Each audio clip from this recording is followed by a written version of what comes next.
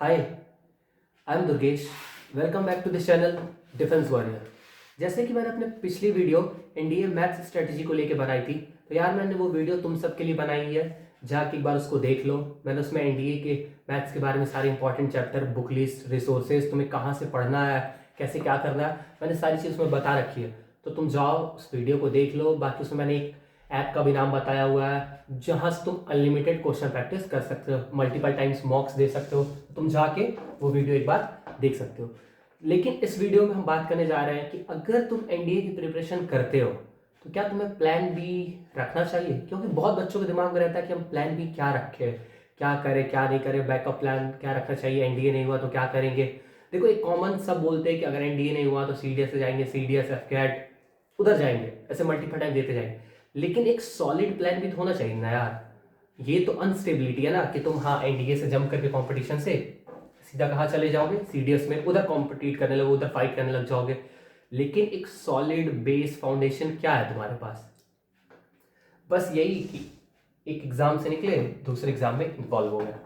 यार देखो, plan B रखने से तुम कम पेट्रियोटिक नहीं हो जाओगे। तुम्हें एक सॉलिड प्लान बी रखना पड़ेगा। अगर तुम प्रिपरेशन कर रहे हो एनडीए की तो तुम एक सॉलिड प्लान बी होना चाहिए। और इससे अपने आप को ये मत समझो कि हाँ मैं कम पेट्रियोटिक हो गया या फिर मैं देशभक्ति मेरी कम हो गई प्लान बी रख लेने से, मैं कोई और एग्ज़ाम साथ साथ दे रहा हूँ तो इससे मेरा वो डाउन हो गया। ऐसा कुछ नहीं होगा। देखो, आज कंपटीशन का टाइम है। फैमिली फैमिली कंडीशन भी तुम देख ही रहे हो, कैसा किसका क्या चल रहा है, सब अपने अकॉर्डिंग देख लो। तो यार देखो, तुम्हें बस कहीं ना कहीं सेट होना है। बाकी उसके बाद तुम एग्जाम देते रहो, कोई दिक्कत नहीं है। लेकिन हाँ, तुम्हें सेट होना है बस कहीं ना कहीं, या फिर किसी फील्ड में हो। सबसे इंपॉर्टेंट वो आज कंपटीशन के टाइम पे। और एक चीज़ मैं और बोलना चाहूँगा तुम सबसे कि यार तुम जो इंटरनेट के फोमो वगैरह देख लेते हो कि हाँ भाई मैं एसएसबी देने गया था, मैंने ये कर दिया था, वो कर दिया था, मैंने इंटरव्यूअर से ऐसे ऐसे बात कर ली थी, मैंने हिंदी में बोल दिया था, मैंने इंग्लिश में बोल दिया था, मैंने कुछ भी बोल दिया था। यार देखो, एक्सेप्शन केस की तो नहीं बात कर रहा। जनरली ऐसा कुछ नहीं होता है कि हाँ तुम हिंदी में बोल के चले आए, ये बोल के चले आए, वो बोल के चले आए, उससे वो इम्प्रेस्ड हो गए इंटरव्यूअर और तुमको रिकमेंड के। जैसा कुछ नहीं होता है, इसको अपने दिमाग से निकाल दो। तुम्हें इंग्लिश आनी चाहिए, सिंपल सी बात, तुम्हें इंग्लिश आनी चाहिए अगर तुम इंटरव्यू देने जा रहे हो तो। सो प्लान बी की मैं बात कर रहा था। प्लान बी, यार देखो, अगर तुम 11th-12th में हो तो मैं तुम सबसे एक रिक्वेस्ट करूंगा कि तुम जेई जरूर अपीयर करना। समझ में आ? जेई अपीयर करना या फिर कोई ओलंपियाड वगैरह जरूर अपीयर करना। क्योंकि देखो, इससे तुम्हें एक एज मिलेगा एसएसबी में। सारे बच्चे आए हैं, तुम्हारे पास अचीवमेंट क्या है कि तुम अपने आप को उसमें एक अलग साबित कर पाओ। तुम्हारे पास अचीवमेंट होनी चाहिए कि हाँ जिससे तुम अपने आप को उनसे अलग साबित कर पाओ कि हाँ भाई मैं अलग हूँ, ऐसा कुछ है। क्योंकि मेरे जितने भी बैचमेट्स वगैरह थे, हम लोग जितने साथ में थे, जितने मोस्टली रिकमेंड भी हुए आज अभी एनडीए में उनकी ट्रेनिंग भी चल रही है, यार उन सबके पास एक सॉलिड फाउंडेशन था। या तो कुछ एएफपीआई से थे, या फिर कुछ एयरफोर्स स्कूल से थे, या फिर कुछ ऐसे थे जो ऑलरेडी इंजीनियरिंग कॉलेज में थे। उनके पास एक सॉलिड बैकअप था कि हाँ भाई अगर इधर नहीं होता तो मैं इधर मूव कर जाऊंगा। लेकिन मैं ठहरा फुल्ली पेट्रियोटिक इंसान। अब माइंड सेट है यार वो जनरली। तो मुझे लगा कि मैं किसी और एग्जाम को क्यों दूँ, मैं जेई क्यों दूँ, ये क्यों दूँ, वो क्यों दूँ, ऐसे करते करते मैंने केवल एनडीए ही दिया। और आज फिर ट्रांजिशन फेज आ गया एनडीए से सीडीएस के साइड।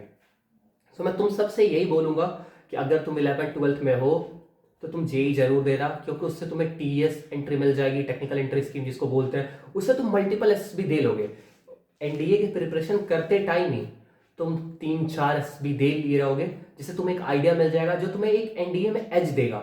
अगर सारे बच्चे यहाँ हैं तो तुमको उनसे एक एज देगा कि हाँ भाई मैं अलग हूँ इन सबसे। तब तुम जाके इंटरव्यूअर के नजर में आओगे। नहीं तो कोई एक सेवेज रिप्लाई देके या फिर कुछ भी ऐसा करके नहीं होने वाला है कुछ भी। समझ पा मेरी बात? इसलिए मैं कह रहा हूँ एक प्लान बी सॉलिड रखो। अब प्लान बी तुम क्या क्या रख सकते हो, जैसे तुम एसएससी सीएचएसएल वगैरह के एग्जाम भी प्रिपरेशन कर सकते हो वही 11th-12th के टाइम पे ही, या फिर तुम जेई दे सकते हो, या फिर ये जो एयरफोर्स एक्स ग्रुप है उनको दे सकते हो, नेवी एसएसआर के साइड जा सकते हो। लेकिन हाँ, तुम मल्टीपल एग्जाम दो, डाइवर्स आइडिया लो कि तुम एसएसबी में एक अपना बोल पाओ, अपना एक स्टैंड ले पाओ कि हाँ सर मैं मेरी अचीवमेंट इस एज में इतनी इतनी है। अगर तुम्हारी अचीवमेंट नहीं है तो तुम 5 दिन में कुछ भी कर लो, उनको ये नहीं साबित कर पाओगे एकदम सीना चीर कर ये दिखा दो कि हाँ सर मैं इतना पैट्रियोटिक हूँ, मुझे ले लो, ऐसा कुछ नहीं होगा। सो इसलिए एक माइंड सेट लेके जाओ कि हाँ भाई मेरे पास ये चीज़ें बैकअप में है, अगर इधर नहीं होता है तो मैं उधर शिफ्ट हो सकता हूँ। इन केस अगर अनफॉर्चुनेटली नहीं होता है तो मैं इधर से शिफ्ट होके उधर हो सकता हूँ। सो इम्पॉर्टेंट है प्लान बी। प्लान बी से इससे तुम्हारा कोई ना ही इमेज डाउन होगा ना ही कुछ होगा, तुम्हारे पास एक मल्टीपल वेज रहेंगे कि हाँ भाई इधर नहीं तो इधर।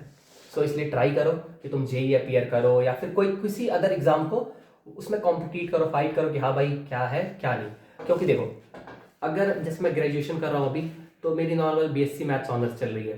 तो मैथ्स ऑनर्स मुझे पता नहीं आगे इसका मैथ्स ऑनर्स का क्या फ्यूचर है, ओनली एक टीचर का ही है।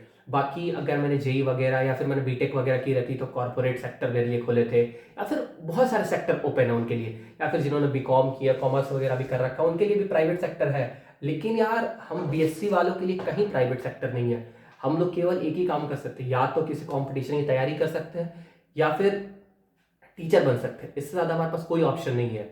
इसलिए ट्राई करो कि तुम डाइवर्स एग्ज़ाम दो जिससे तुम्हें काफ़ी हेल्प मिले अपनी एसएसबी में, अपनी अचीवमेंट को बूस्ट करो कि हाँ मेरे पास ये चीज़ें अचीवमेंट है। कोई अपनी हॉबीज़ डेवलप करो, एक अच्छा उसमें इंटरेस्ट लेके आओ कि तुम एसएसबी में अपने आप को अलग दिखा पाओ।